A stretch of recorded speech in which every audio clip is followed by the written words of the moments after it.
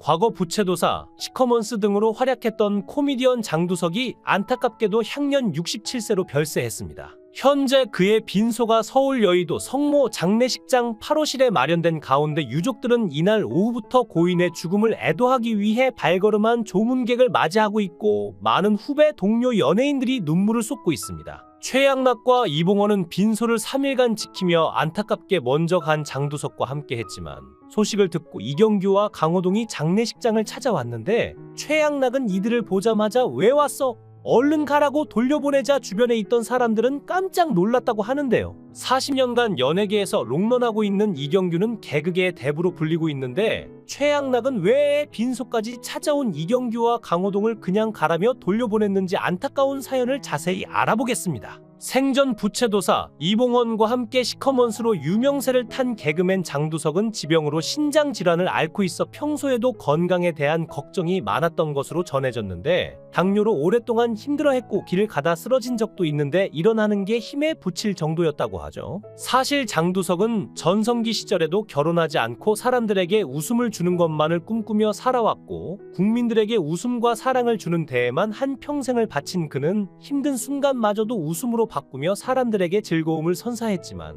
정작 본인은 결혼하지 않아 아내나 자식이 없고 부모님마저 모두 돌아가셔서 그가 떠날 때 그의 옆에는 친형 한 분만 남아있는 상황이었습니다. 국민이 힘들 때 웃음을 전했던 그의 말년이 더욱 쓸쓸해 보이기까지 합니다. 힘든 순간마저도 웃음으로 바꾸며 사람들에게 즐거움을 선사했던 그는 언제부턴가 동료 후배 코미디언들과도 연락이 닿지 않았는데 언뜻 전해 듣기로는 채식에 가까운 식습관에 심취하면서 동료들과 점차 식사 자리를 함께 하기 힘들어졌고 그러면서 자연스럽게 소원해지고 연락이 끊긴 것으로 추정되고 있어 안타까움을 더하고 있는데요. 1957년 제주도에서 태어난 장두석은 한성고등학교와 경희대학교 지리학과를 졸업한 후 TBC 제2회 개그 콘테스트를 통해 데뷔했습니다. 이후 KBS로 옮겨 유머 1번지, 쇼비디오 자키 등에 출연해 큰 인기를 끌었죠. 주요 작품으로는 김형곤과 콤비를 이뤄 워낙 비싸요라는 유행어를 히트시켰고 김정식과 함께한 아르바이트백과 이봉원과 함께한 시커먼스 등이 큰 인기를 끌었고 대표작으로는 부채도사라는 코너로 인기를 끌면서 지금의 무릎팍도사의 모티브가 되었는데요. 장두석은 지난 1992년 KBS 유머 1번지 부채도사 코너로 최고 전성기를 맞았는데 그의 유행어인 실례합니다, 실례하세요는 드라마 응답하라 1988에서 해리와 김성균이 선보이며 다시금 인기를 얻을 정도였죠. 하지만 장두석은 부채도사 코너를 마지막으로 한동안 방송계를 떠났는데 갑자기 명상가로 변신해 세상을 놀라게 했습니다.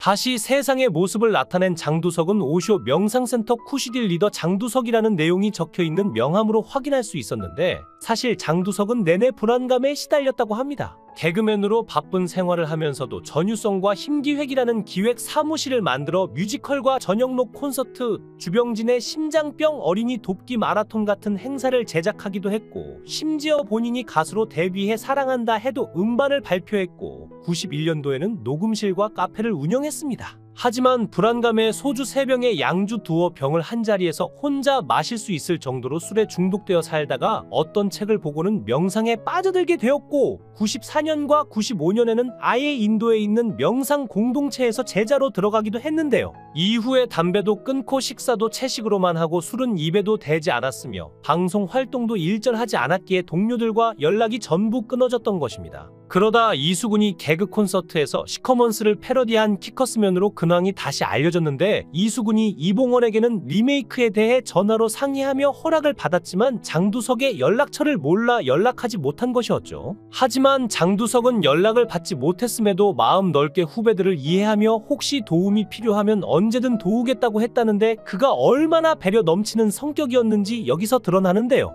그러던 2007년 무려 17년 만에 가수로 컴백하는데 방송에는 15년 만에 출연하게 되어 부채도사의 탄생 배경을 고백하게 됩니다. 당시 데뷔 앨범을 준비 중이었는데 장두석에게 곡을 준 작곡가도 신인이었기에 앨범이 잘 될지 궁금해 이대 앞에 위치한 한 허름한 점집에 점을 보러 갔다고 합니다. 손님이 한 명도 없는 점집이었는데 웬 아주머니가 동자승이 그려진 까만 부채를 흔들며 부채 신이시여 웃기는 게 좋겠습니까? 가수를 하는 게 좋겠습니까? 라고 점을 보는 모습이 너무 재미있어서 응용하게 된 것인데요. 부채 도사가 대박이 난 뒤에 다시 그 점집을 찾아갔지만 문을 닫아서 거하게 보답하지는 못했다고 하는데 그 찰나의 순간에 재밌었던 포인트를 꽁토화해서 코미디로 승화한 게 코미디언만이 할 수 있는 재능이 아닐까 싶습니다. 그리고 1990년대에 들어 인기가 사그러들자 가수로 전환하여 사랑한다 해도라는 곡이 제법 히트했지만 그 외에 음반의 인기는 신통치 않았고 오쇼 라즈니쉬의 제자로 입문하여 1990년대 중순경 설립한 명상센터가 경영난에 빠지며 경제적인 압박을 받게 되자 나중에 개그 콘서트 코미디 40년 특집으로 한 시크먼스 코너에 이봉헌과 함께 나왔는데 그동안 어떻게 지냈냐고 서로 묻자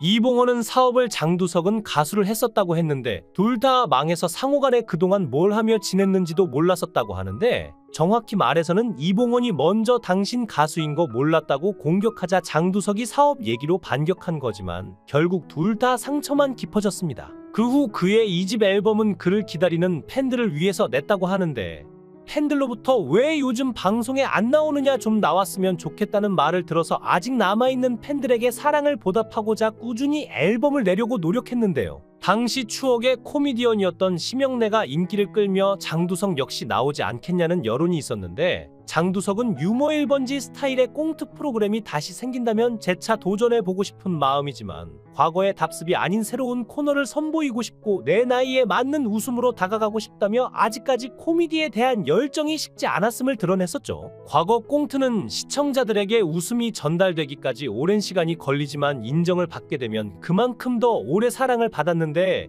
최근 개그 프로그램들은 현장에서 웃겨야 하기에 감각적인 면이 중요할 것 같다고 분석까지 하는 모습을 보면 얼마나 사람들을 웃기고 싶었던 것인지 그의 마음을 알 수가 있었는데요. 그리고 자신의 말을 지키기라도 하듯 장두석은 후배 코미디언과 같이 코미디 무대를 꾸미기도 했는데 우차사의 띠리띠리 코너에는 대한민국 최초 우주인의 우주 탐사를 기념하기 위해 후배 개그맨 유남석, 김민수 외의 선배 개그맨인 이봉헌, 최양락이 함께 출연했습니다. 그야말로 80년대 최고의 인기 스타였던 세 사람이 오랜만에 방송에서 만나 추억의 개그를 선보이며 폭소를 자아냈는데 세월은 지났지만 이들의 개그는 녹슬지 않았고 오랜만에 방송에 얼굴을 비친 이들의 개그도 개그지만 신구의 조화가 어우러지며 시청률도 아주 잘 나왔다고 하는데요. 사실 장두석은 마지막까지 사람들을 웃기고 즐거움을 전하는 코미디 무대를 평생 그리워했다고 하는데 엄용수는 지난해 말 장두석과의 마지막 통화에서 다시 코미디 해야지라고 묻자 장두석이 이제 뭐 나이도 먹었는데 나가봐야 뭐가 되냐, 너무 하고 싶지만 마음처럼 몸이 따라주지 않고 당뇨가 심해서 다시 할 수 없어서 애석해했다고 하죠. 개그맨 엄용수는 개그계에 붐을 일으키는데 큰 공을 세운 사람인데 일찍 돌아가신 것은 개그맨으로서 비극이고 안타깝다라며 대단한 실력자인데 방송을 그만뒀고 만약 방송에서 활동하셨으면 더 스타로 빛이 나고 코미디도 더 발전하지 않았을까라며 아쉬운 마음을 숨기지 못했고 장두석 씨가 개그에 끼친 공적이 크다며 장두석과 같은 사람이 유머 1번지 등을 통해 개그를 한 것은 이렇게 하는 것이다라고 후배들에게 알려주는 길잡이가 되었다며 너무 이른 나이에 떠나간 고인을 그리워했습니다. 그의 사망 소식에 최양락은 당뇨 등 지병으로 인해 건강이 좋지 않다는 소식을 들었다며 허망하게 세상을 떠나게 되어 무척 슬프다고 말을 했는데 동시대 같이 활동을 하였던 최양락의 부인으로 잘 알려진 팽현숙은 당시 유머 1번지와 쇼 비디오 자키에서 방송계 최고의 인기를 누렸던 선배였고 후배들도 살갑게 챙겨주기도 하고 노래도 참 잘하는 좋은 선배였지만 이렇게 생을 마감하게 되어 허탈하다고 아쉬움을 토로하기도 했습니다.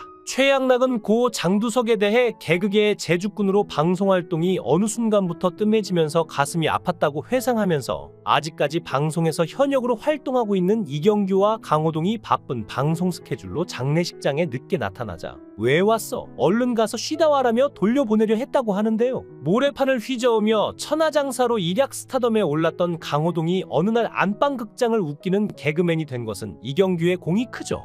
MBC 특채 개그맨으로 데뷔한 그를 이끈 건 이경규라는 거목이었습니다. 당시 규라인이라는 말이 있을 정도로 이경규의 입지는 꽤 컸고 이경규가 당신이 방송을 실패하면 나도 같이 옷을 벗겠다는 말에 감동을 받아 망설이던 방송을 하게 되었다는 것은 강호동의 레퍼토리 중 하나가 되었을 정도인데요. 결혼식 주례까지 부탁할 만큼 이경규는 강호동의 정신적 지주임에 틀림없습니다. 장두석은 사람들에게 웃음을 주는 것만을 꿈꾸며 살아왔고 국민들에게 웃음과 사랑을 주는 데에만 한평생을 바친 그는 힘든 순간마저도 웃음으로 바꾸며 사람들에게 즐거움을 선사했지만 1992년 마지막 코너를 마무리하고 우리 곁을 떠났습니다. 국민이 힘들 때 웃음을 전했던 그의 말년이 더욱 쓸쓸해 보이기까지 하는데 지금이라도 이 영상을 보는 여러분이 그가 가는 길이 외롭지 않도록 따뜻한 응원 부탁드립니다. 그리고 그곳에선 항상 꽃길만 걸으셨으면 좋겠습니다. 영상을 끝까지 시청해 주시고 귀한 시간 내주셔서 대단히 감사합니다. 구독, 좋아요